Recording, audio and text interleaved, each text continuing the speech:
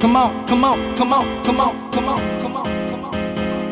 Let's go, let's go, let's go, let's go. Traffic Avenue, the show for me and you. Mondays to Fridays, ooh, the Traffic Avenue. Traffic Avenue, the show for me and you. Mondays to Fridays, ooh, the Traffic Avenue. Flex. Buckle up and join the best. Let's succeed, relieve your stress. So yes, let the music soothe your soul and keep it going just to refresh. Buckle and enjoy the ride from 2 to the half of the 5. Mondays to Fridays happening live. When we gon' have a ball, you can text your guys. Let me tell you what you really gotta do. You can count on us, we come through. We got everything you need, that's true. Are you ready for the Traffic Avenue? Let me tell you what you really gotta do. You can count on us, we come through. We got everything you need, that's true. An applause for the Traffic Avenue. Traffic Avenue, the show for me and you. Mondays to Fridays, ooh. City 97.3 Accra. City 97.3 more variety. Eyewitness News. Be there as it happens. City News.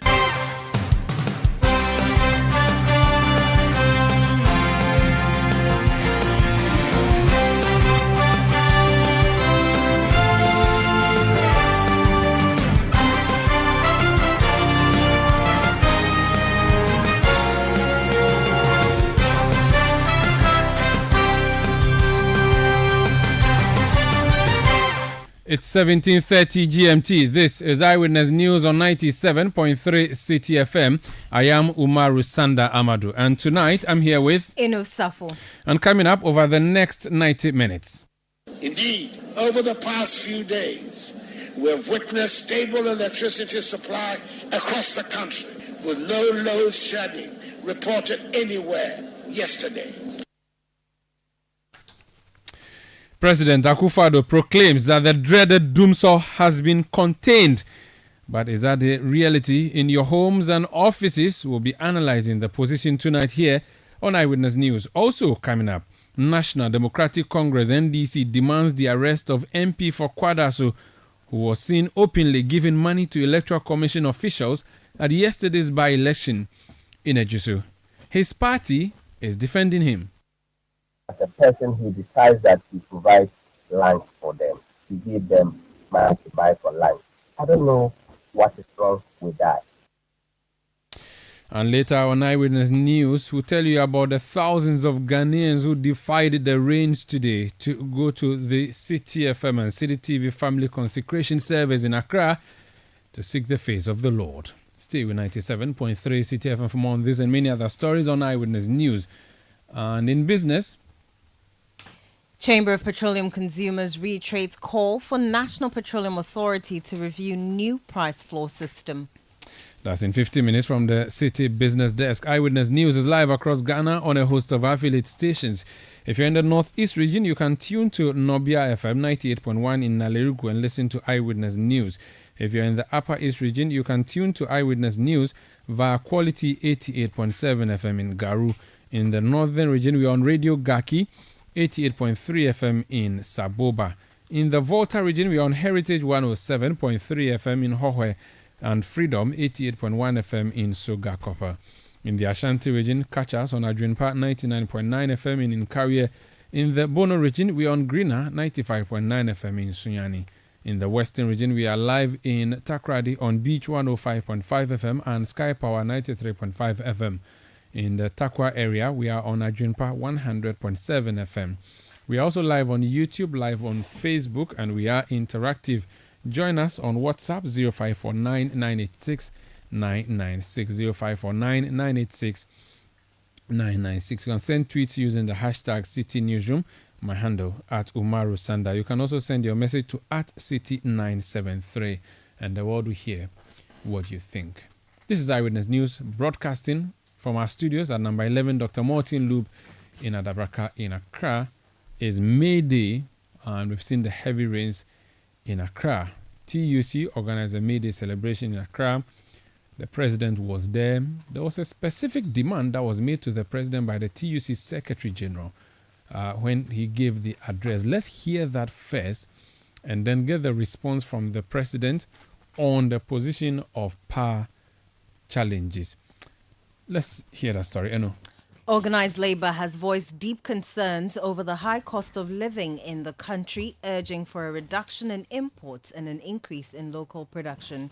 Speaking at this year's May Day parade themed Election 2024, the role of workers and social partners in securing peaceful elections, Dr. Anthony Yauba, Secretary General of the Trades Union Congress, emphasized the importance of workers in ensuring peaceful elections before, during and after the 2024 general elections. He urged the government to adequately equip state institutions to support the electoral process. I would like to bring to the attention of our president that organized labor, we are concerned about a number of things. The first one has to do with the delay in the payment of pension contributions to second-tier schemes. Currently, government owes the second-tier schemes quite a lot of money. But again, just yesterday, government signed an agreement with us, organized labor, that government is going to pay all the arrears. They are going to pay it partly in cash and partly in government papers. My second appeal is about Dumso. Mr. President, it is regrettable that the people of Ghana have to experience Dumso again after all what we went through in the past. Please, do something about Dumso.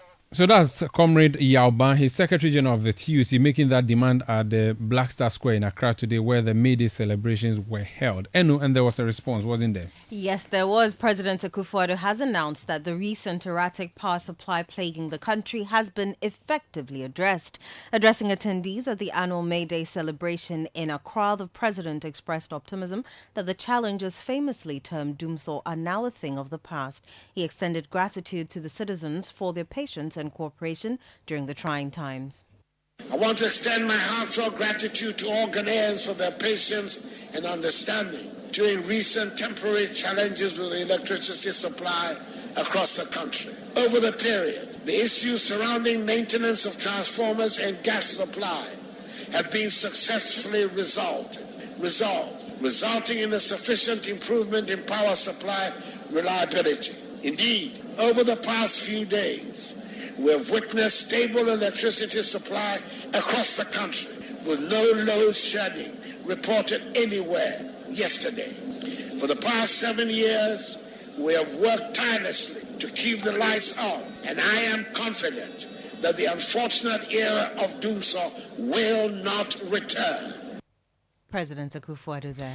If you're in your home listening to this broadcast, let us know if what the president said is reflecting in your home, and also if you're happen to be at work even though it's a holiday, let us know how the power situation has been over the past 24 hours for you. The president saying there that since yesterday there's not been any report of a load shedding.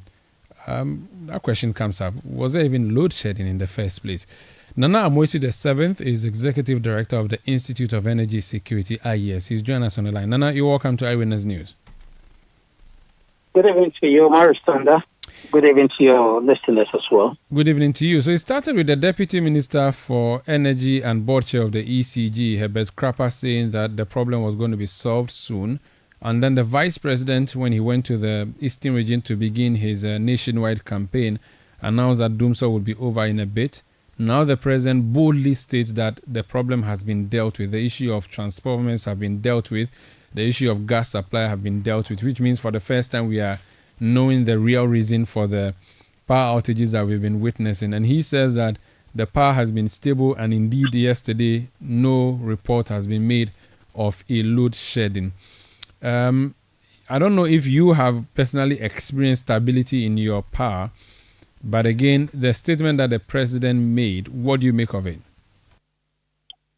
Omar, the first thing that we pick from the president's pronouncement is that today he's admitting that under his tenure there has been Dumso. And so he made it clear in his statement that the load shedding that we're seeing is probably no more. He didn't say receding, but it's no more. It's an admission of the fact that they've been doing so under his tenure. That is one. Number two, to say that the issues have been dealt with is misleading. And we pray that the handlers of the president will rather lead him than mislead him. Sometimes the president looks awful in the eyes of industry players, the watchers, and even consumers. I'm sure any pronouncement that he makes is contingent on what they tell him. But he must be very careful. That's to Mr. President, because the handlers are not putting out what the issues are in reality. Omar Sanda, the value is the same. We've just seen a bit of change last night. But if the president says that yesterday we didn't experience them so anywhere around the country, that's untrue. I can recount some few places we've checked. In Accra, postal estate printers, 8 a.m. to 6:30 p.m. in the night yesterday. Nungwabuade, Lashibi, Tamakomti 2, 3, and part of Committee 5. When you go to Mankasim, we recorded some outages. In the Kunfi, Nakwa, the biggest community in the Kunfi, the most populated town in the Kunfi, experienced so the whole of yesterday till the night. In Tama, again, Committee 25, Michelle Camp and Bitchley, when you go to Weja, around the Western Mall, they all had outages. Even today, we still can't mention Oyarifa Airport Residential, Weja, Pantan, and a few other places. It means that we still have some deficits in the system. And so that's for the record. Number two, some of the power plants, key power plants that have been down over the last 3 months are still down. We can still mention Siemens, Bridge Power. All of them are producing 0 megawatts. Just since from the beginning of the year, as we speak today. The only power that has come on stream is the Awaso thermal plant. It did generate about 95 megawatts in the morning, in the afternoon, around 84 megawatts. In the evening, the peak hour did about 93 megawatts. If you look at some key power plants, like Asogli, in the morning was doing about 335. A plant that can do something close to 550 megawatts. In the afternoon, still doing about 335. In the evening, Asogli was doing just closer to 400 megawatts. When we touched on Car Power was doing about 162 megawatts in the morning. In the afternoon, about 52 megawatts.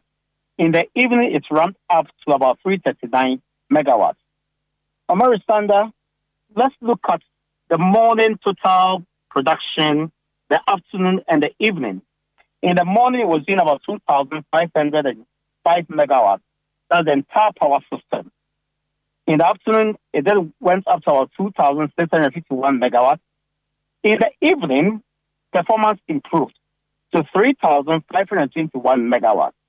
Amaru, note something here. Our system peak demand hovers between 3,700 and 3,750 megawatts. And so if at peak hour you were doing 3,521 megawatts, then it means that there's still a deficit. When there's a deficit, load must be shared. We are still exporting cheap power, VRE. It's exporting cheap power to our neighbors. Power that we can use at that rate to, probably produce goods and service to the benefit of the country. That cheap power is being exported whilst we consume the most expensive part of the power. Yesterday in the morning, export was around 108 megawatts. In the afternoon, it went up to about 127 megawatts. In the evening, it went up to 145 megawatts, exporting to La Côte d'Ivoire, exporting to Togo, Benin, and to Burkina Faso. And so, Marisanda, we still have deficits In the morning yesterday, we had deficit in the morning, in the afternoon yesterday, and in the evening we had deficit. And anytime there's a deficit, load must be shared. And so the president cannot claim that there was no load shedding yesterday. Even today, we are shedding load because we are so underproducing.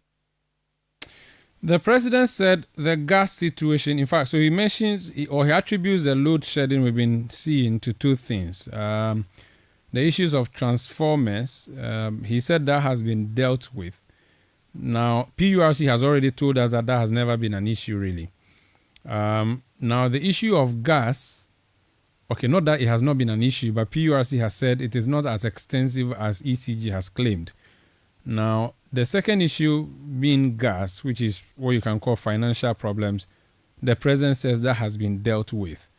Could it be that the president spoke a little too early, but the gas supply has been secured, and for that matter, the stability is assured, and that could be why he made the statement he made today? Omar, that we can admit that the gas supply has improved, but not to the extent where all the power plants can adequately receive fuel and ramp up to their maximized level. That's the situation that we have. For the transformer issues, please let's discount it. It is not an issue at all. It was something that is more like a small screen. We should not even bring it to the discussion at all. That's why we believe that some elements, some utilities are churning out the wrong information to our president. And that's very, very unfortunate. And we'll keep on asking for the head of the minister in charge of the sector, because under his tenure, the president make one pronouncement and that's, come out as untruth. Who gives him this information? Who is the supervisor of the sector here? Is the Minister for Power and Energy. We ask that the rightful information must be shared with the president, and we must be transparent with our communication as well to consumers and industry watchers. Interesting, but what would be the point? Because saying that the power is out or the power situation has been fixed is something that everybody can attest to. Why would the president make a public statement like that? And again, I'm trying to repeat to you, I insist that maybe his foot is on something when he threatened to say that the power is stable. Clearly, maybe there's something the president knows that we don't know. You may be privy to some of the statistics and maybe some of the deals that are done in the back. You've mentioned to us all the plants that are not currently on stream, and you've also listed a number of areas that were without power yesterday. Could it be that would be the last time? Well, the president suggests that the days are over and Dumso will not be back. Maybe there's some information, there's something that's happening positively somewhere that gives him the assurance that made him make the statement he made, because his vice made it yesterday and his deputy minister also made a similar thing last week or so. Clearly there's something that they are holding on to, don't you think? Yes, probably there's something they are banking their hope on, but the president's statement is premature because when we watch our own system condition sheet, it gives us a different, impression of at variance of the president's statement. And so maybe the president must wait probably the next 2 days and a week to probably give the full picture truthfully to Ghanaians. But as we speak, we still have deficits in the system, and so load must be shared. If you don't share this load, Omar, you're putting the entire grid at risk. There could be the possibility of not just brownout, but a total blackout of the system or a system collapse. And so for that reason, UCG will set off some load and seek to cover the issues using transformers as an excuse. But it's too early for the president to make that pronouncement. We must wait a little bit. We can also understand at the start of the movement, is responding to the CEC, and so you need to give them that confidence that we don't have any other issues at stake as we speak. But for my standard, we still have deficits in the system. The president must wait a little bit, and when full, the valve is open full throttle for gas to flow, then we can pat ourselves in the back that after 4 months of uncomfortable situation, even in the absence of doom so, we've come out of the woods, but we still are in the woods, and we must wait a little bit. There have been demands for the ECG to publish the timetable. Consistently, the ECG has refused to do that, to the extent that Gridco had to report the ECG to the minister to say, we've asked ECG countless times to shed load. ECG has refused to do that. We've had to do an overriding and shut down the systems ourselves. Now that the president himself has announced that there's no load shedding or the load shedding is over, ECG would still have to insist that there's no load shedding or there's no need for a load shedding timetable, which means ECG will not do what is supposed to be done when there's a need to shed the load. Gridco, which has been overriding all this while to shut the system down to prevent a total collapse, do you reckon, because Gridco is again a state agency, Gridco may be then forced to stand by the president, and even though the supply is not enough, still let it go through, the demand being higher, a system shutdown could possibly happen, a total collapse could possibly happen, or you are sure or certain that Gridco will do the needful to save the national assets if it comes to it? With over heart for Gridco, they have been protective of the system, but for Gridco, will have had numerous system collapses or blackouts or brownouts across the country. We believe strongly that the system transmitter will still protect the grid and will not feed to any political, inclination or political, push. We trust in Gridco and we dove our hearts for Gridco. They've done extremely well, even when ECG is trying to compromise the system and back the political actors. I told you, Omar Sanders, some months ago that ECG will not put out any timetable because they've had that backing from the minister that there won't be any timetable. And if you, Omar Sanders, or the NAMOC or PRC or any other person needs a timetable, go produce your own, put it on your wall and read it. And so for ECG, we knew from the very beginning that they will not do the needful. But thanks to Gridco, they've been watchers of the industry and they have been protective of the system. We strongly believe that they will still keep on protecting the grid. They will not see to any political, overtures. Very well. Thank you so much. Let's hope that things get better, as the president has said. Thank you for speaking to us, Nana. Thanks for having me. You too. That's Nana Moisi the 7th. He's Executive Director of the Institute of Energy Security. Loads of your messages, or tons of them coming through. Let me take some of them. Zilis doing you're in London. I don't know why you're talking about this. He says the president is a failure and lost touch with reality. No, Zilis, I want people in Ghana to tell me what the past situation is, so you're out. Kate sends a message from Tema. He says, you can ask anyone around Pombaria, Gulf Estates in particular. Yesterday, our lights were off for the whole day. His people are misleading him. Lloyd Bismarck Nazir from Abutia in the whole west area of the Volta region said, our president should stop the words they are using. He says Monday and Tuesday from 6 a.m. to 6:35 p.m. for both days, the power's off. So whoever told him that there was no load shedding since yesterday told him a lie. Maybe even this evening, as of 6 p.m., there's a possibility that the light will go off. Dogo Yaro from Adenta Commandos. He says, Accra is not having lights now. Is it not Dumso? Richard from Glory Land in Odoko says, can I say the president has told a lie or was untruthful? Yesterday, the whole day, Glory Land, Odoko, no light. And now, as I write, no light for the whole day. Richmond sends a message from Apollonia, and he says there was power out from 6 a.m. to 4 p.m. today, 01/05/2024, essentially 1st May 2024. The president was not truthful about the power issues. Alfred sends a message from Amasaman, and he says President Akufo-Addo has looked into our eyes and told us lies that yesterday there was no power outage nationwide. Yesterday, Amasaman Obeye and his environs experienced lights out from morning to evening. Change is coming.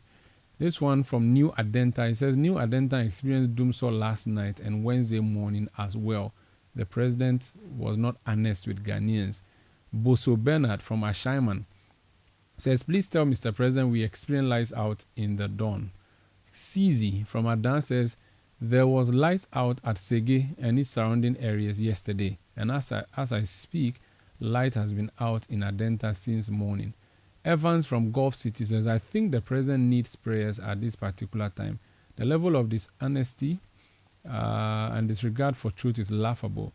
Some of us don't think he wishes Dr. Bawumia well in 2024. We had lights out a few hours ago. Anapenapenuku. Okay. Is Akufo-Addo really in the country? What's he talking about? Is doomsday really a thing of the past?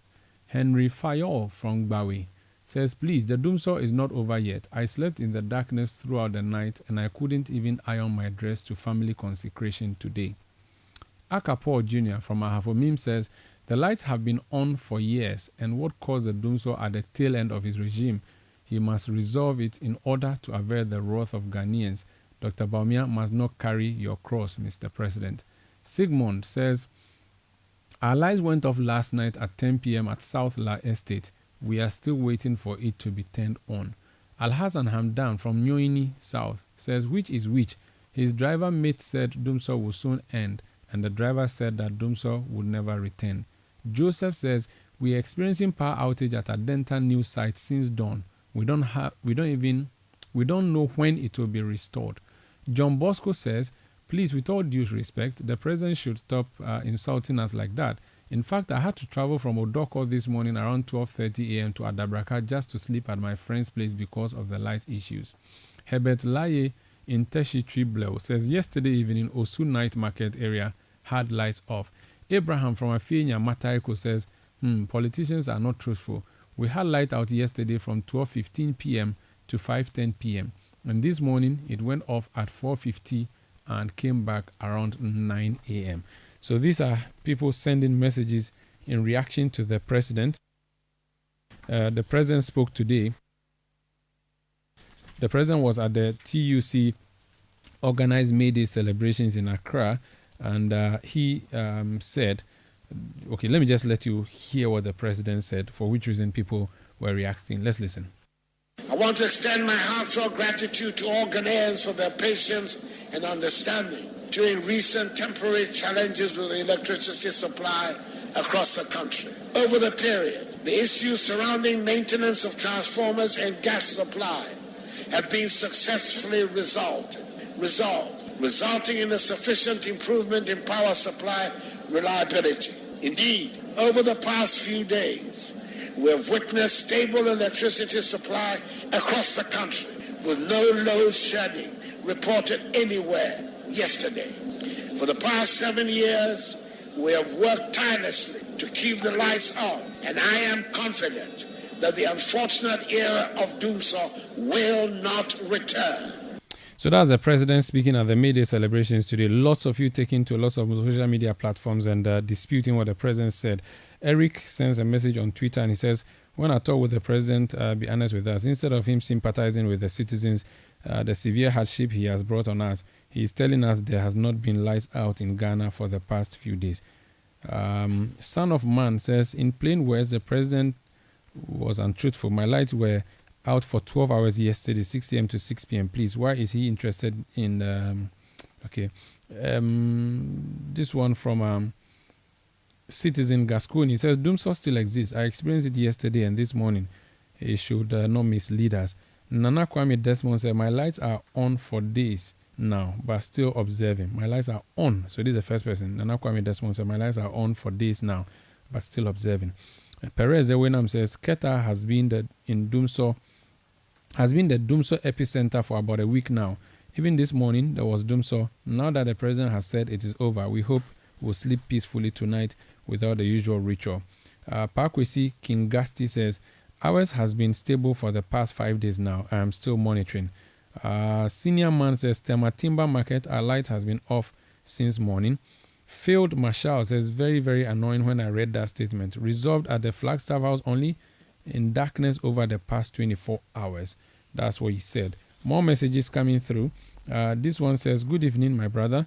The president has indeed lost touch with reality. In Medina, our light went off at dawn yesterday, 6 a.m., and it came back at 6 p.m. So the president was not truthful. That's Abdul Razak sending a message from Medina Zongo. Carlos sends a message from Tema, and he says the whole of Tema Community 25, Saki, Bediakon, Ashama, Timber Market were all of the whole of yesterday.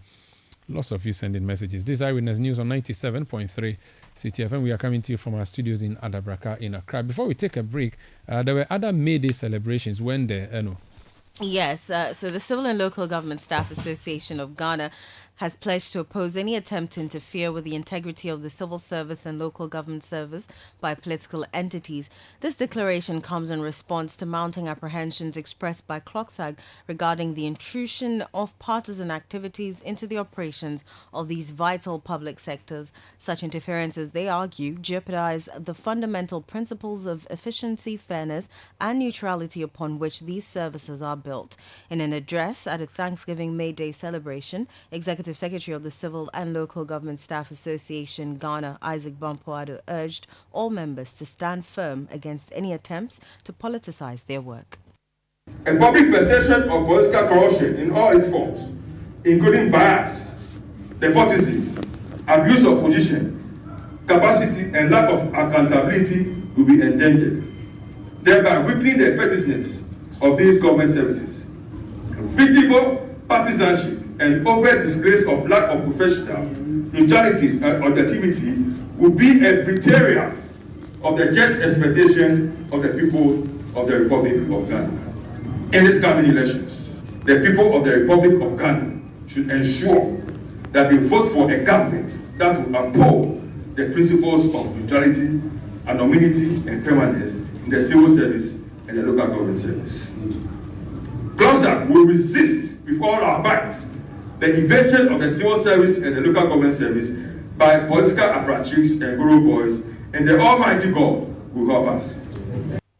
That was the Executive Secretary of the Civil and Local Government Staff Association of Ghana, Isaac Bampoado. Eyewitness News. Be there as it happens. Ghana must grow.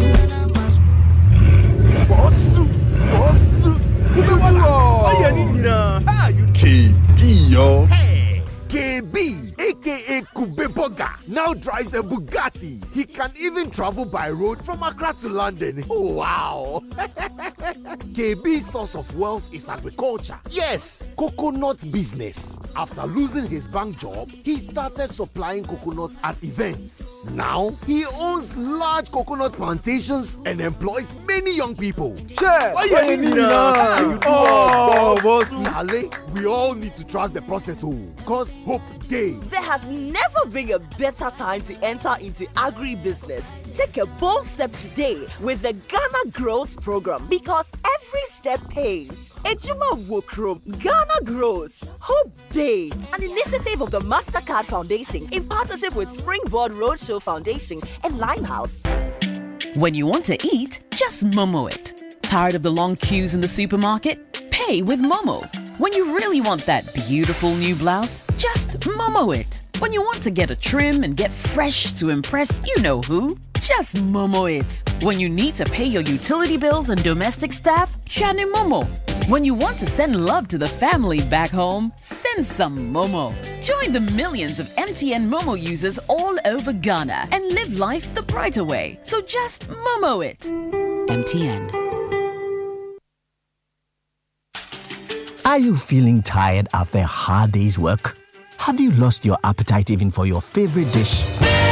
Viral Blood Tonic is a nutritionally balanced, pleasant-tasting tonic fortified with iron and vitamins to boost your appetite and energy levels for high performance. Viral Blood Tonic, easy to take and good for the whole family. Viral from Danex Iting Starwin PLC. If symptoms persist after 48 hours, consult a physician. This advert is FDA approved. Let your voice be heard on Eyewitness News on Facebook at Facebook/City97.3, Twitter at twitter.com/City973, and Instagram at Instagram.com/City973 with the hashtag Eyewitness News. You're welcome back. This is Eyewitness News on 97.3 Citi FM. A developing story coming through. It has to do with Cecilia Abinadapa. You remember her, former Minister for Sanitation, Water Resources. Remember all the money that was found in her home by the Office of Special Prosecutor when the staff went there to comb or search her house. You remember all the back and forth about freezing her account and defreezing the account by an order of the court. And you also remember that after a lot of months of a lot of back and forth, the OSP finally announced to us that it was done with Cecilia Abinadapa. It was washing its hands off and handing everything over to the Economic and Organized Crime Office to deal with IOCO, the Madam Tiwa-led IOCO. After a number of weeks, if not months, IOCO, through the Attorney General, is announcing something new to us. It appears that the Cecilia Abinadapa case is over. No prosecution will happen. Hansen Ajiman is our court correspondent. He understands these issues better. He's joining us on the line. Hansen, you're welcome to Eyewitness News. Thank you, Sandra. So what's a new development that we are seeing in the Cecilia Abinadapa case? So the Office of the Special Prosecutor is advising IOCO not to... The Attorney General's office, you mean? The Attorney General's office, thank you, is advising IOCO not to consider any money laundering investigations into the affairs of Madam Cecilia Abinadapa as far as the issues relating to the monies that were stolen and those that were found in her house are concerned. Now, this is as a result of a request by IOCO to the Office of the Attorney General for an advice on the matter. Now, the Office of the Attorney General, after considering the docket that was presented to the Economic and Organized Crime Office by the OSP, came to a conclusion that the suspicion that the money fell under or the properties in question concerned issues of money laundering had no basis. Now, the reason for the Attorney General coming to this conclusion is that if you look at our laws on money laundering, they are most likely hinged on a pre-existing or an existing offense. So essentially, for one to say that somebody has engaged in money laundering, there ought to be an offense where you have proven that the person has engaged in an unlawful activity and that the property in question is a proceed obtained from that unlawful activity or from the corruption-related activity. And so based on the fact that the Office of the Attorney General was not able to make any determination or findings of corruption and corruption-related offenses against Cecilia Abinadapa, for the Office of the Attorney General, it is difficult to suspect that or to agree with the Office of the Special Prosecutor that there's money laundering here.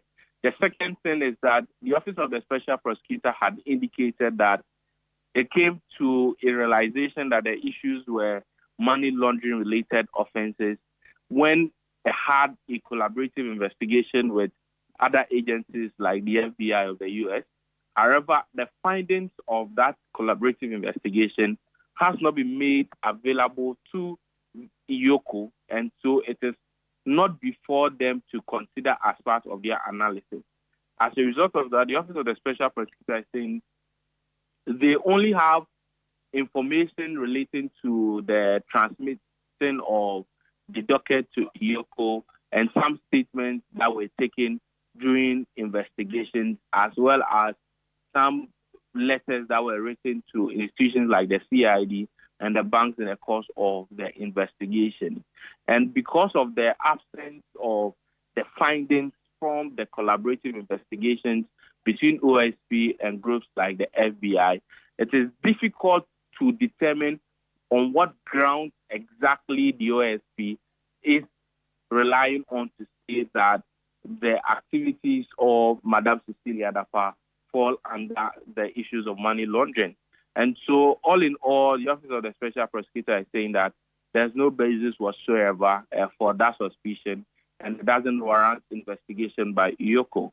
In this letter to IOCO, as we cited, the Office of the Attorney General, however, acknowledged the fact that, well, IOCO on its own can initiate investigations into their affairs, even though they do not have the benefit of the doubt of the investigations, the benefit of the investigations that have been carried out by the OSP and the FBI.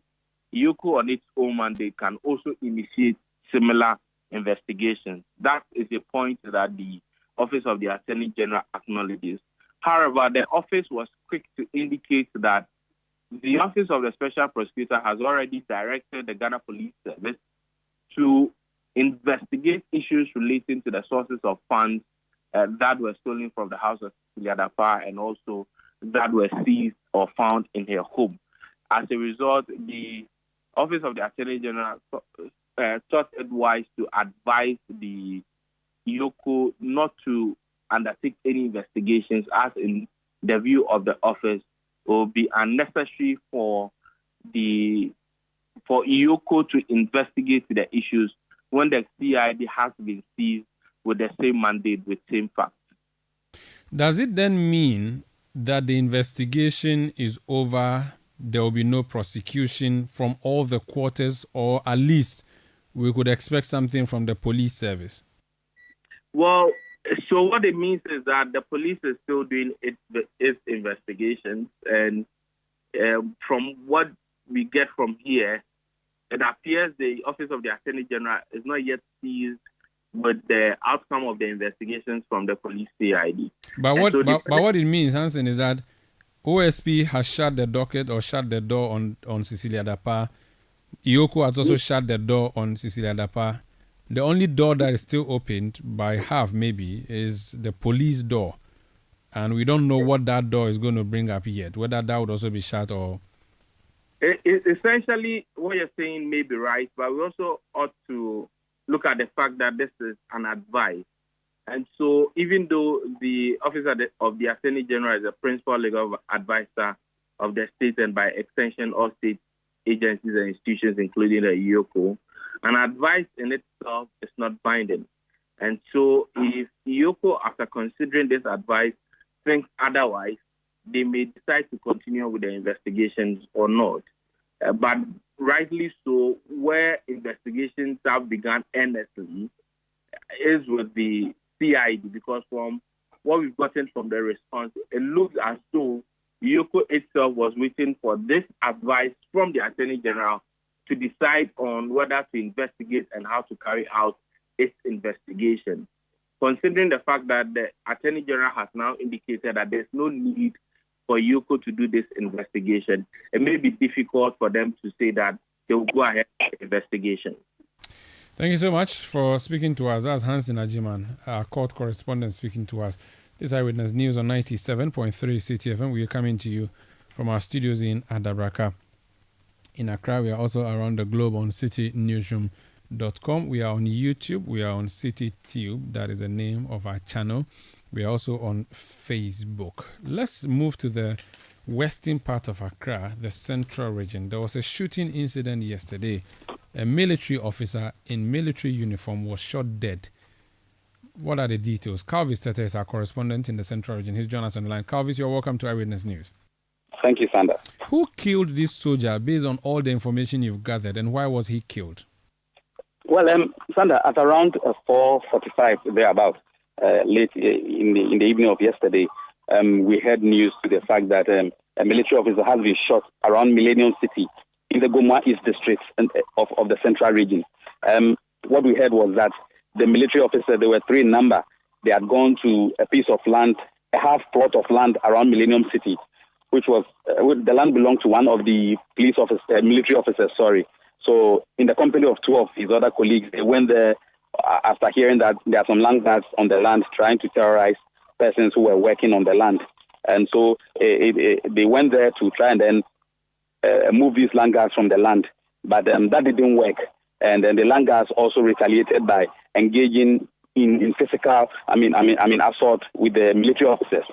So the military officers, upon sensing that the situation was getting a bit worse, returned to the district police command, where they have gone there earlier to lodge complaint of land guards activities on the said piece of land. So the military officers had to return to the Millennium City District Police Command just to make another complaint of land guard issues on the land. While they were going, the individual who was fighting with them over the land, he's called Ben Lord Abebiu. He approached the military officers and asked them why they were going to the police station to even lodge complaint. So one of the officers who was in the company of the other military officer said no, he still had to go to the police station. So quickly he went into the vehicle, a private vehicle, Toyota RAV4 vehicle. He is called Danso Michael. He is the deceased military officer. He went into the RAV4 Toyota vehicle and decided to head to the police station.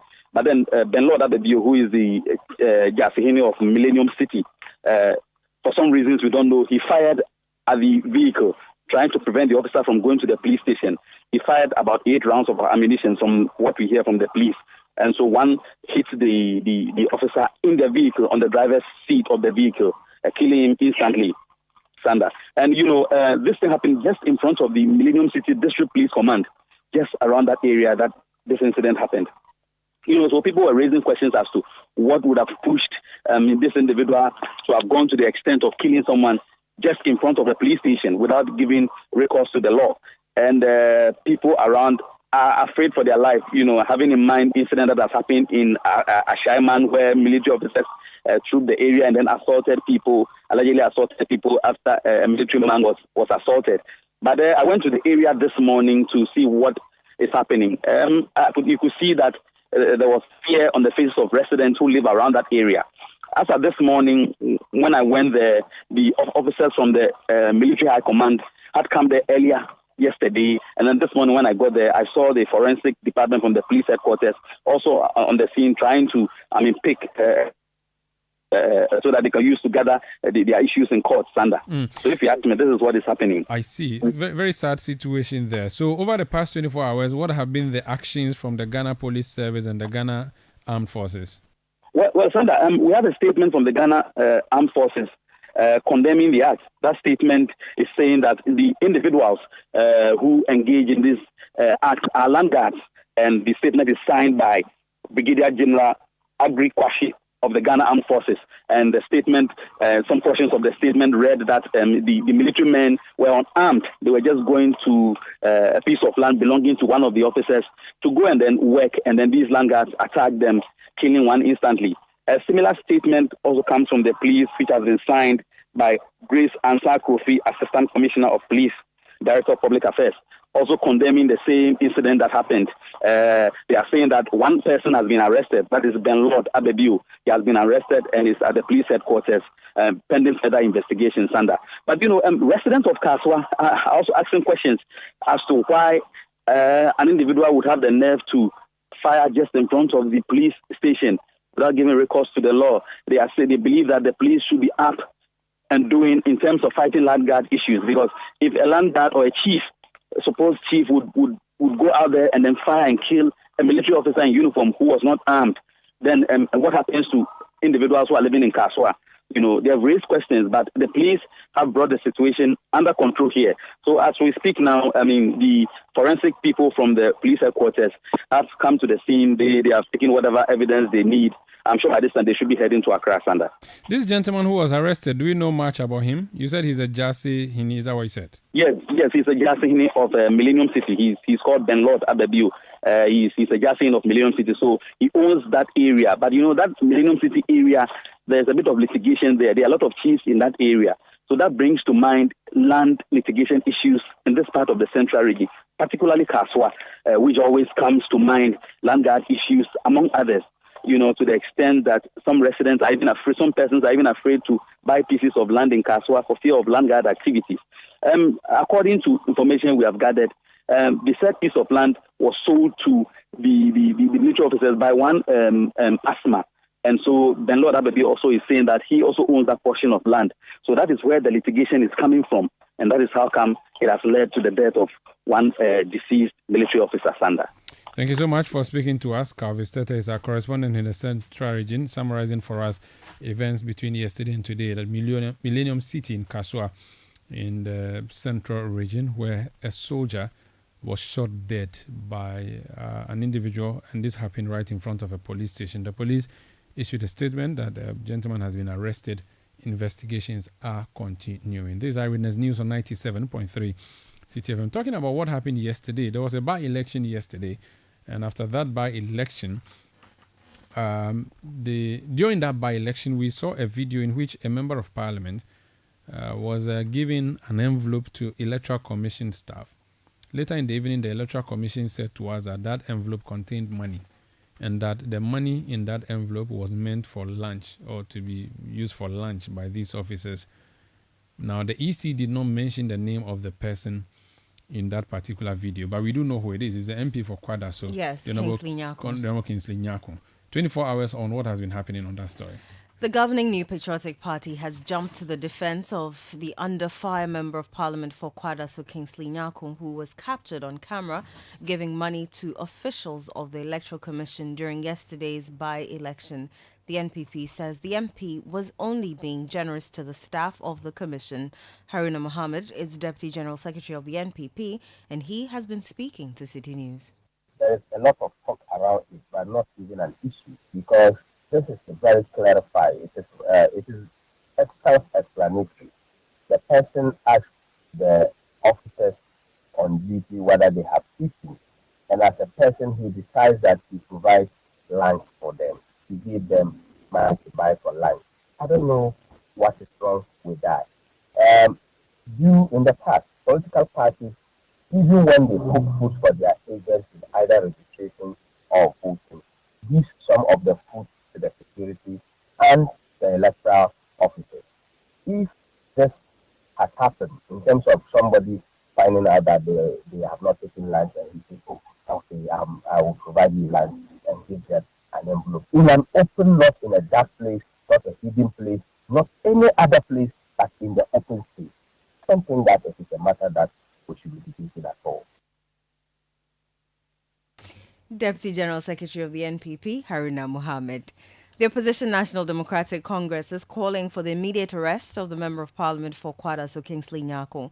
During the Ajuso by-election, the lawmaker was captured on camera giving an envelope to 2 Electoral Commission officials at a voting centre. The Electoral Commission has said its investigations have revealed the money given to the staff by the MP was meant for lunch. However, in an interview with City News, the Deputy General Secretary of the National Democratic Congress, Mustafa Gbande, expressed his utmost surprise that the legislator continues to walk freely. We are calling on the Ghana Police Service to immediately arrest the suspected bribe giver who is a member of parliament. It is quite shameful that a lawmaker will be fighting a public officer performing his or her duty. And up to date, he is working. We cannot apply the law selectively depending on the individual involved.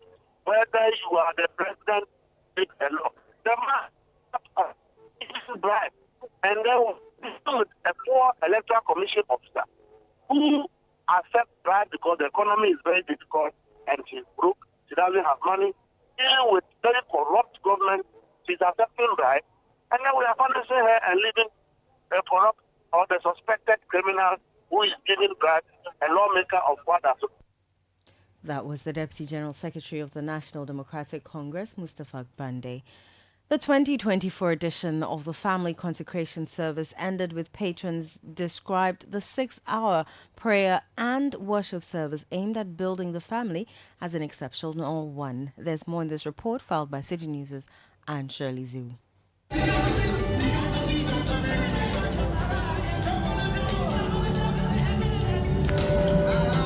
The 6-hour program, which started at 6 a.m., saw families defying the heavy rains and trooping in their numbers to pray, seek God's guidance, protection and blessings for the rest of the year.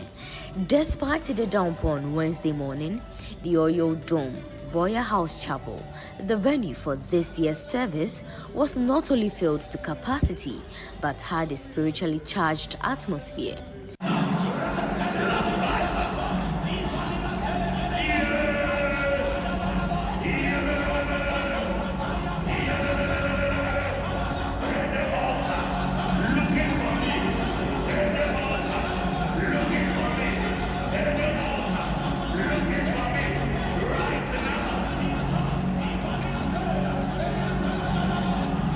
Patrons were taken through prayer sessions for various aspects of family life, including progress, growth, finances, health, marriages, revival of broken homes, among others. Seasoned and anointed men of God, including Reverend Fred Mark Davis, Reverend Mauli Chikata, Reverend Foster Mauli Benson, Reverend Nelson Arintia, and Reverend Michael Nogbawonu, led the congregation through fervent intercessory prayers.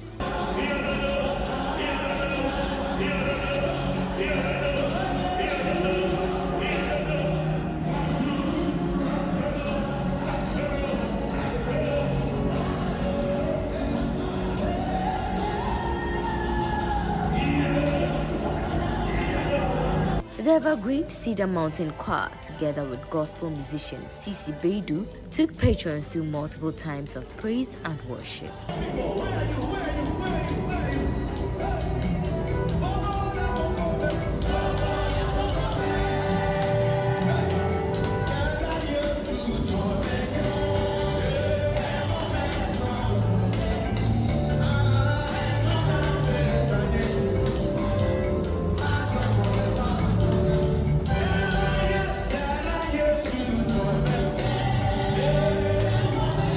Reverend Dr. Stephen Wengam, the General Superintendent of Assemblies of God Ghana and Vice Chairman of the Assemblies of God Alliance, led patrons to pray for the country as we inched closer to the December polls. In a heartwarming display of faith and love, couples were led to reaffirm and renew their vows and commitments to each other in the divine presence of God. Men, love your wives the way Jesus loved us. When we're sinners, Bible didn't say love your wife because she obeys you. No. Husbands, die for your wife small. Husbands, I say what? Die for your wives small. Now face your wife. In the turn of the woman. Woman, look into your husband's face and say, my darling, it is still I do. On this occasion, I want to tell you, I love you so much. I promise to submit to you, to obey you, to honor you as the king of our home, as the father of our children. Whatever pain I've caused you, please forgive me. It is still for better and for words. Wives, kiss your husbands and salute your husband in one. So give them thanks. Some patrons who tagged the family consecration service as an experience never to forget promised to participate next year. Citi has been my station. I mean, both TV and radio. This is my second time being here. I'm blessed, and I will encourage everyone to be around. It's been a blessing to the whole family. I mean, from the morning prayers to everything. I haven't been going to church for some time now, but the prayers help us a lot. We really enjoyed ourselves. It's really a good program. I'll encourage everybody to be here next year, God willing. It's really inspiring. Everything was on point. The prayer session, worship and praises, everything was excellent. That's all I can say. I'm overwhelmed, actually, to be here. This is our first time, actually, and we really enjoyed ourselves. Will you be here next year? Surely. By the grace of God. I can't afford to miss this. Kudos to the team and Citi TV and Citi FM. we are really doing well. Oh, it went well. I feel blessed for being here, and I'm willing to come back next year. What were your expectations coming in? Have they been met in any way? Yes, they have.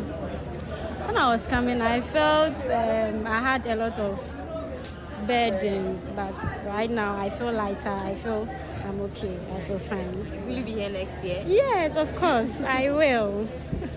Reverend Mauli Chikata, a member of the pastoral team of Citi TV and Citi FM, who described the service as a success, underscored the need for congregational prayers, especially in this election year. If as a nation we are going to an election and we are having families gathered together, this is a representation of Ghana. People came from all 16 regions of Ghana across the nation, gathering together, praying for their families. And we cannot forget where we belong, which is Ghana.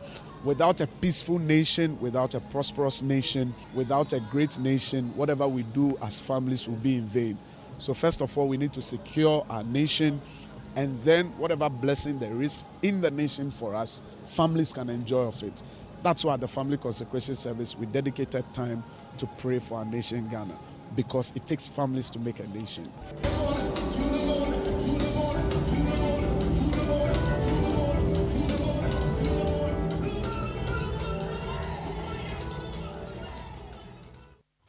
City News' Anne Shirley Zhu filed that report. Eyewitness News. Be there as it happens. In a world where only the best survives, you need a fuel that can match your drive. A fuel with unparalleled protection for your engine, superior efficiency, and unrivaled performance. A fuel so unbeatable, when you get behind the wheel, you'll focus on what really matters. The journey ahead. That fuel is Shell V-Power, because no other fuel gives your engine better protection, better efficiency, and better performance. Be unbeatable. Drive unbeatable. Shell V-Power. Shell, go well.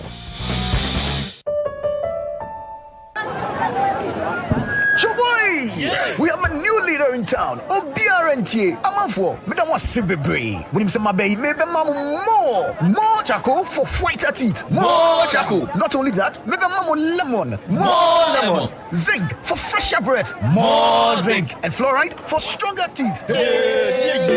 Introducing the new President Charcoal Pack with more power with a combination of charcoal and lemon for naturally whiter teeth. Grab yours now. This advert is FDA approved. Eyewitness News. Be there as it happens. Get the details.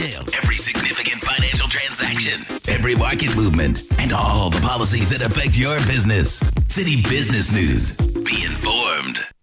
Time now for City Business News on Eyewitness News, brought to you by GCB Bank PLC. GCB Personal Loan, make that big move and dream a reality. My name is Inosof. Let's settle for the details. The Chamber of Petroleum Consumers has criticized the National Petroleum Authority over its decision to increase price floor for some petroleum products for the first pricing window in May. Currently, the NPA has pegged the price floor for petrol at 13.63 Ghana cedis per litre from the previous 13.02 Ghana cedis per litre, while diesel was retained at 13.07 Ghana cedis per litre. Price floor for LPG has also been increased from 10.52 Ghana cedis per kilogram in the second pricing window in April to 10.55 Ghana cedis per kilogram. Executive Secretary of COPEC, Duncan Amoah, reacting to this development in a City Business News interview, bemoaned its impact on consumers.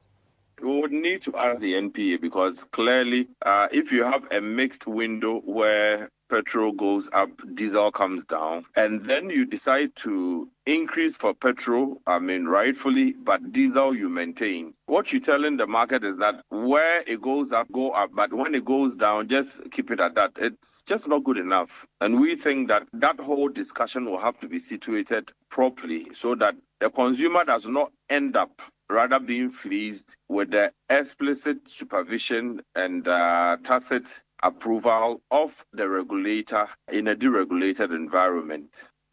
Duncan Amoah is the Executive Secretary of the Chamber of Petroleum Consumers. The Trade Union Congress is challenging the government to address what it terms the worsening conditions of the ordinary Guinean worker.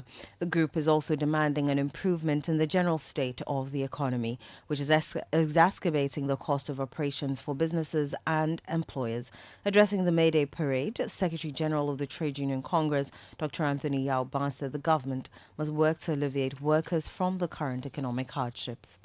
In fact, too many workers still suffer from wrongful terminations and dismissals. In the last couple of years, we have seen that many workers lose their jobs without any justifiable reason. Some are not allowed to exercise their constitutional right to form or join trade unions of their choice to protect their social and economic interests. In fact, now it's becoming difficult in some enterprises to form a union. And many more workers are even denied justice in some disputes with their employers. Wages are so low, in especially some private sector institutions and public sector institutions. They are so low, and you wonder how the employers who pay these salaries feel. Because of the low wages, many workers retire and they earn very low pensions. And the pensions are so low that they cannot meet even the very basic necessities of life. Dr. Anthony Yao-Ban is Secretary General of the TUC. Chief Executive Officer of the Association of Ghana Industry, Seth Chum Akwabwa, has emphasized the pivotal role packaging plays in determining the competitiveness of products, especially in the context of the Africa Continental Free Trade Agreement. Seth Akwabwa also stressed the importance of incorporating sustainability principles into packaging practices. Addressing manufacturers, the AGI CEO highlighted that while the agreement opens doors to free trade, success in the market hinges on the quality and presentation of products, with packaging playing a crucial role. The competitiveness of your product significantly also depends on the nature of the packaging material you have. Today we are talking Continental Free Trade Agreement.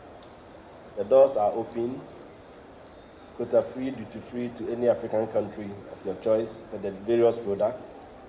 But then being able to compete in the market depends on the product you are presenting. And packaging is key part of it. And therefore, as businesses, we have no choice than to adapt the right packaging materials so that we can have the best to showcase and be competitive in the market. Whilst talking packaging, whilst talking business, we are very mindful of the sustainability angle to business. Chief Executive Officer of the Association of Ghana Industries, Seth Chum Akwabwa there. The Ministry of Works and Housing is ramping up efforts to tackle the myriad of challenges plaguing the real estate sector in Ghana. One of the major concerns highlighted by the ministry is the failure of many developers to deliver the promised accommodation to their clients even after payment has been made. This failure not only undermines trust in the industry, but also deprives individuals of the benefits they should rightfully enjoy from the real estate sector. Speaking at the inauguration of the Office of the Real Estate Agency Council, the Minister, Kojo Nkrumah, expressed commitment to addressing these issues and ensuring greater accountability and efficiency within the sector.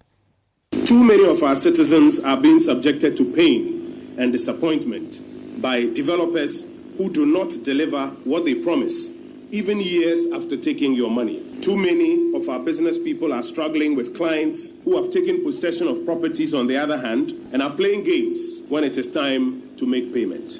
The resulting effect is that the industry isn't growing as well as it should. And on the other hand, people who should benefit from the services of the real estate industry are opting out, instead choosing to build over a period by themselves with the attendant difficulties. In our quest to close the huge housing gap in Ghana within the next decade, it is opportune to have a properly functioning real estate market where most of the houses that are to be delivered to close this gap can be traded. The commencement of operations of this organization is therefore key in our quest to reduce Ghana's housing deficit, and that is why we are keen to operate and to open business for operations now. You heard the Minister of Works and Housing, Kojo Opon-Kroma there. Now, Director General of the Cybersecurity Authority, Ghana, Dr. Albert Nchibuesiako, is encouraging the civil service to be more open about digital transformation. According to him, leveraging emerging technologies has the propensity to promote growth. Speaking at a public lecture themed as part of the events to commemorate the 2024 Civil Service Week, Dr. Albert Nchibuesiako further charged the service to safeguard their devices against cyber attacks. It is very difficult for that to happen by virtue of the way cybersecurity works. Certainly not on the seabed, because that cable, in order for cybersecurity to happen, you have to have a presence of the internet protocol. Within the cable infrastructure itself, the only place that they have any IP-related things going on is what we call the cable landing stations, where the cable land. But even those, they use it for management. For the cable itself on the seabed, there's no IP-related place for anyone to hack. So but if you know that cutting it shuts down countries, that's a bargaining power. But that will not be considering that we have cybersecurity. Piracy happening on the, Exactly. on the Those West African coast. There could be targets in that. Exactly. But that will not be, a cybersecurity. There could be a cybersecurity event at the cable landing. But if that will have occurred by now, we will have gotten a solution to that. Dr. Albert Nchibuesiako is the Director General of the Cybersecurity Authority, Ghana. That's all for City Business News on Eyewitness News. The business news on Eyewitness News is brought to you by GCB Bank PLC. GCB Personal Loan, make that big move and dream a reality. My name is Inosafo.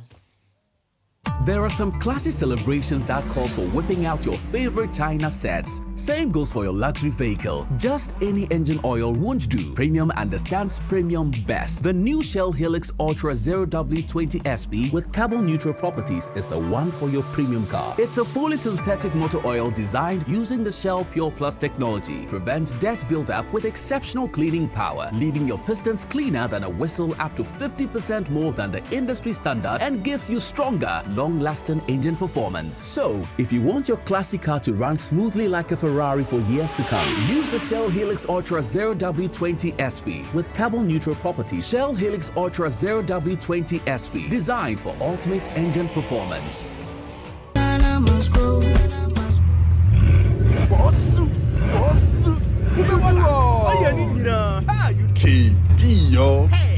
KB, aka Kubeboga, now drives a Bugatti. He can even travel by road from Accra to London. Oh, wow.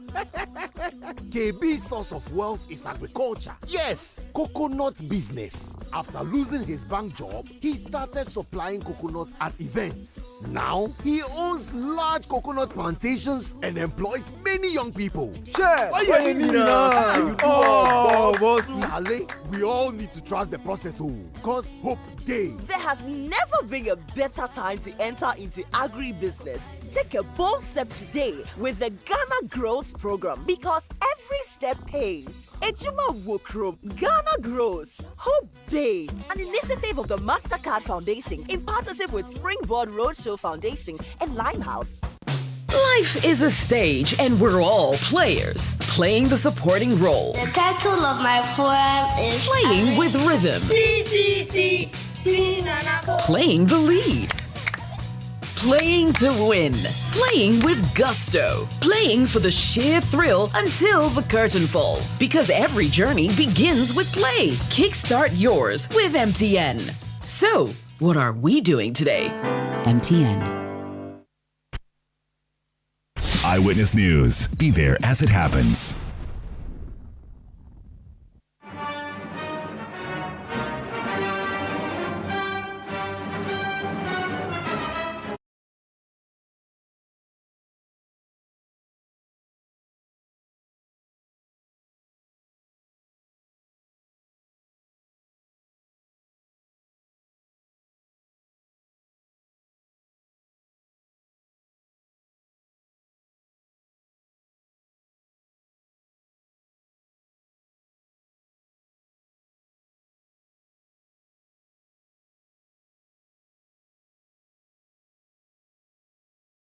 Tonight on Point Blank, we are joining the president and all workers of Ghana to celebrate the May Day. Today, the president went for the May Day celebration. He was in the company of his vice. The Inspector General of Police, Dr. George Akufo-Dampare, was there. He was given an award by the workers who celebrated his work ethics and performance so far. After the award ceremony, or actually before the award ceremony, the president delivered a speech in which he talked about a number of things, including Doomsor. Let's listen to him. It is with great honor and pleasure that I stand before you today, express the heartfelt appreciation of the Ghanaian people and their government to the hard-working men and women across all sectors whose dedication and commitment drive our economy forward. That is why we celebrate you on May Day. From farmers tilling the land to health workers, healthcare workers on the front line of healthcare delivery, from the teachers shaping young minds to the artisans crafting our infrastructure, from the workers powering our industries and utilities to those supplying our public services. Each one of you plays a vital role in shaping the present and future of our nation. Your resilience, perseverance, and unwavering spirit are the bedrock of our progress, and for that, we are very grateful. It is in admiration of and gratitude for these significant contributions to the growth and development of our nation that I have, since my assumption of office as president in January 2017, attended every May Day celebration, even at the height of COVID-19, when the celebration was held virtually. As we approach the upcoming elections in 2024, it is imperative that we recognize the crucial importance of maintaining peace and stability throughout the electoral process. Elections are the cornerstone of democracy, providing a platform for the expression of the popular will and for the peaceful transfer of power when required. However, they also have the potential to divide rather than unite, if not conducted in a peaceful and transparent manner.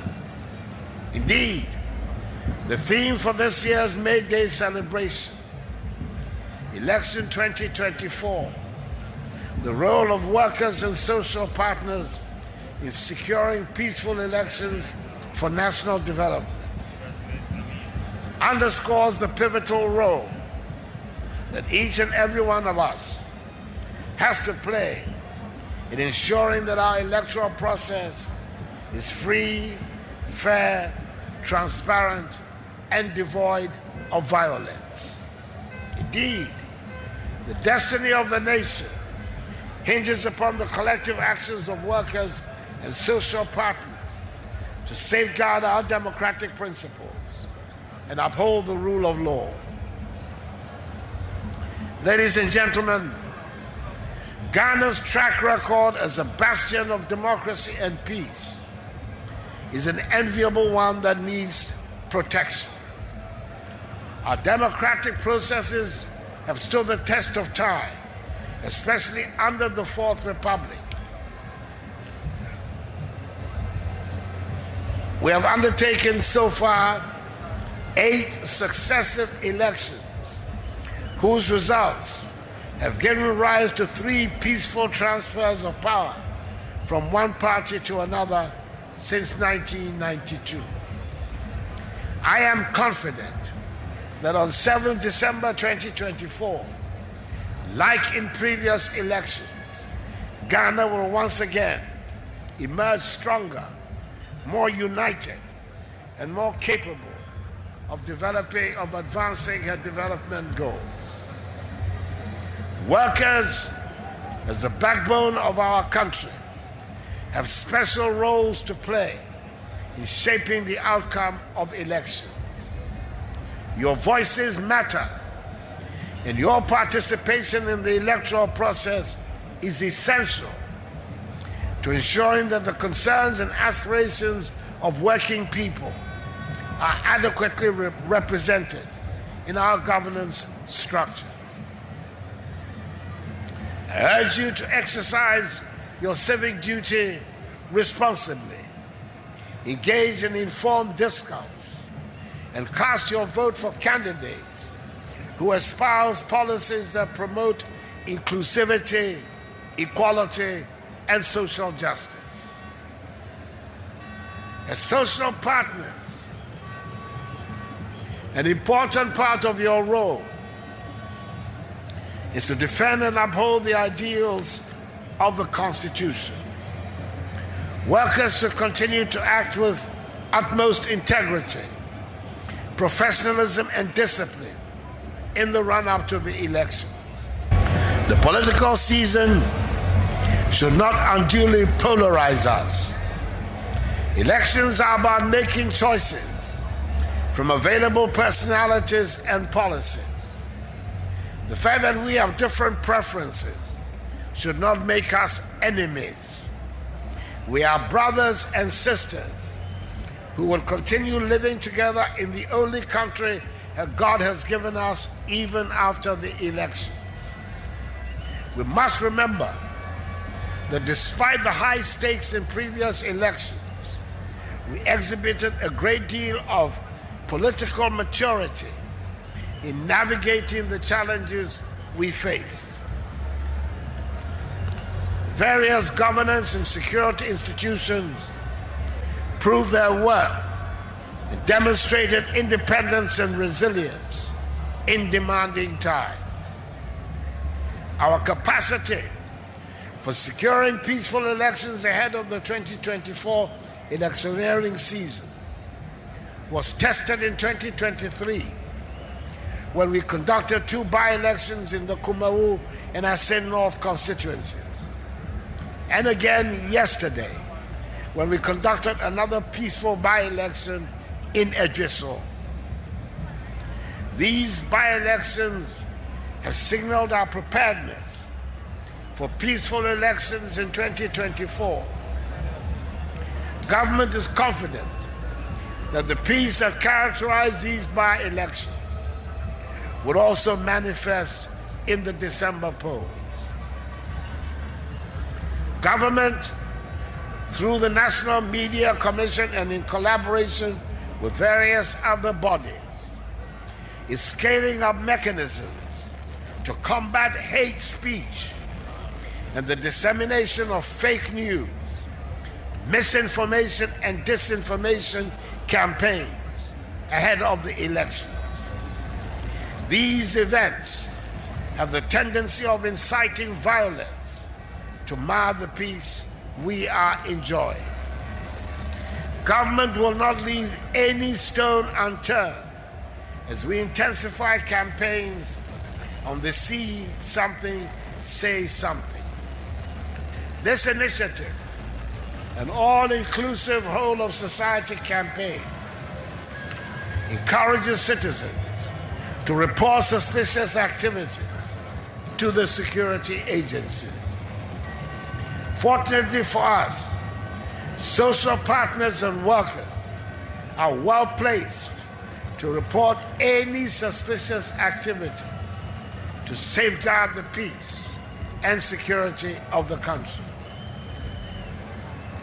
Fellow Ghanaians, under my leadership, government has resourced and reformed various governance and security institutions to be efficient and independent and ready for the discharge of their duties. In the wake of the global current economic and social challenges, it has become even more imperative to pay closer attention to happenings in the country and within the region. Despite these challenges, we must remain steadfast to overcome emerging threats. Securing peace is not only necessary for the electioneering campaign, but also vital for the stability of the labor front.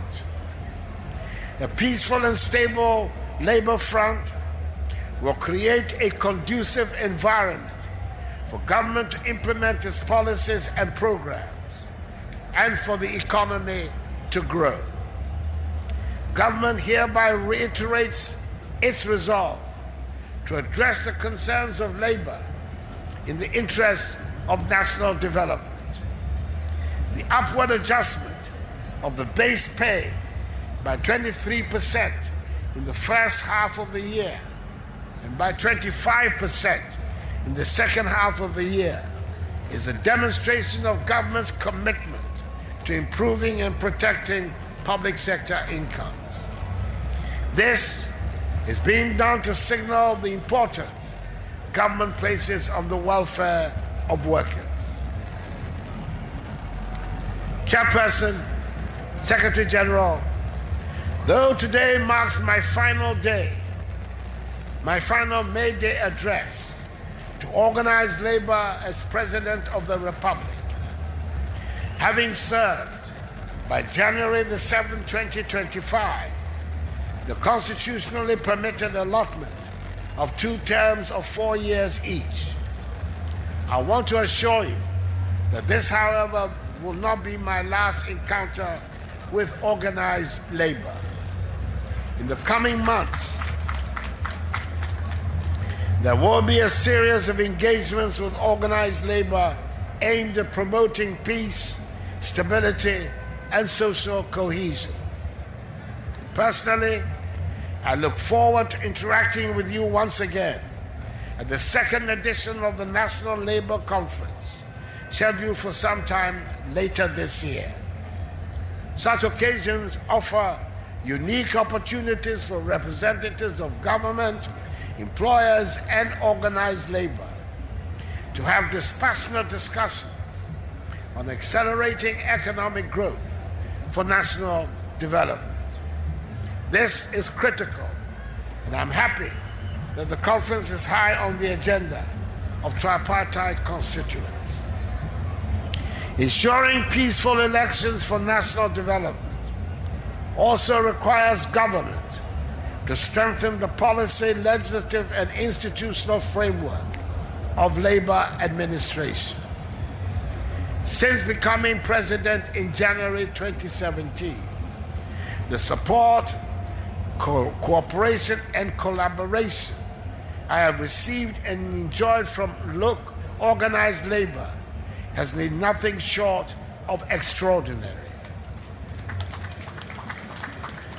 During challenging times, organized labor has shared the burden of government and made sacrifices that ensured recovery and stability.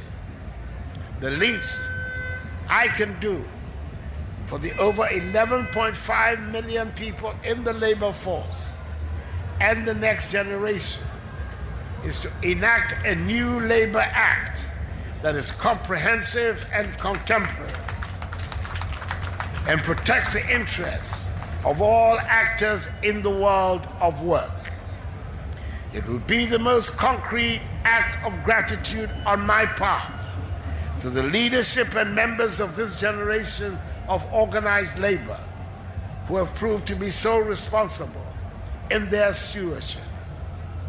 In so doing, let me use this platform also to applaud the sterling, brilliant work of the person I consider the greatest minister for pensions, employment, and labor relations in Ghanaian history, the Honorable Ignatius Bafua Awia, the Member of Parliament for Sunyani West. Mr. Minister, Ayiko. Without doubt, labor issues are some of the most topical and important issues in any country.